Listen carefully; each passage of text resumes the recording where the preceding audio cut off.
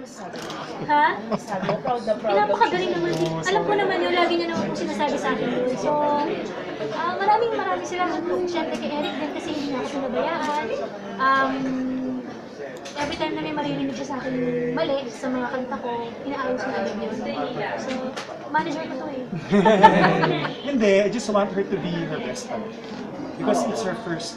Naiiyak kaya ako kanina nung natapos tayo. Ako rin naiiyak. Masaya lang po kami talaga. Sobrang masaya. Sobra po yung gratitude sa puso namin. Actually, kanina doon si Coco, parang yung mga tao kinikilig din. Tapos, Talaga? niloloko ka ni Eric na, bakit pag si Coco binabanggit? Iba Kasi siya. Hindi, lokohan lang namin yun. Oo. Probinsyano eh. Speaking of probinsyano, talaga bang hindi ka na magugulo? Opo, actually, medyo matagal na rin po yung nalaman ko. Hindi ko na pinopen agad sa lahat ng mga nagtatanong sa akin kasi hindi ko pa alam kung pwede na sabihin. So ngayon, totoo po yun, hindi na po ako pasabi. Is it your decision? Hindi po. Actually, nagkaroon lang po ng problema sa schedule. Kasi before pa kami mag-umpisa sa preparation po dito para sa concert, may mga schedule na po para dun sa taping. So ngayon, nag-iba. Parang ang nangyari po, before ng concert namin dun, mag-everyday na taping ay hindi po kakayanin kasi nga po para dito sa concert. So sabi ko, parang yun lang po yung nagsama.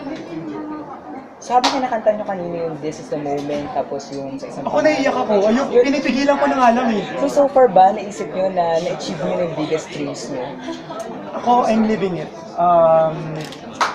Oo naman, ang talagang, hindi, ang tanging hiling ko na lang is to, alam mo yun, magtagal pa ako sa industriyang ito, magstay, yung longevity, kasi I really love what I do eh. Sobra kong mahal yung trabaho ko, and gusto ko siyang gawin, kung pwede nga lang habang buhay, pwede ko siyang gawin. So, yun yung dream ko talaga. So if there is one word to describe each other, ano yun?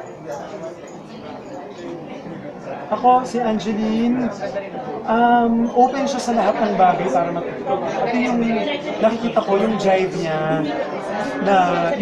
niya na pag-ihihan pa yung ginagawa niya dahil alam naman natin, di ba, tulad ng nasabi ko kanina, artists come and go, especially nowadays, given the platform sa industry. Pero sa nakikita ko kay Angeline, sobrang niyang mahal din yung trabaho niya. And nagtutulungan kami. Ikaw naman, Angelique.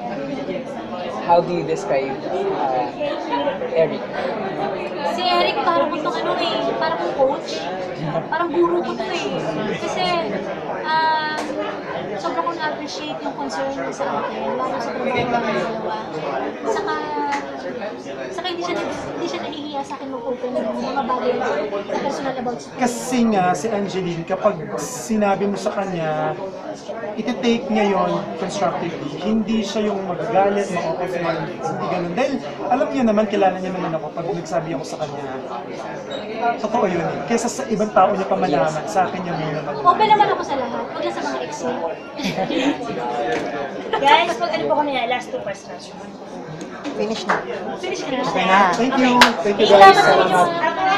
Thank you. Picture lang dalawa.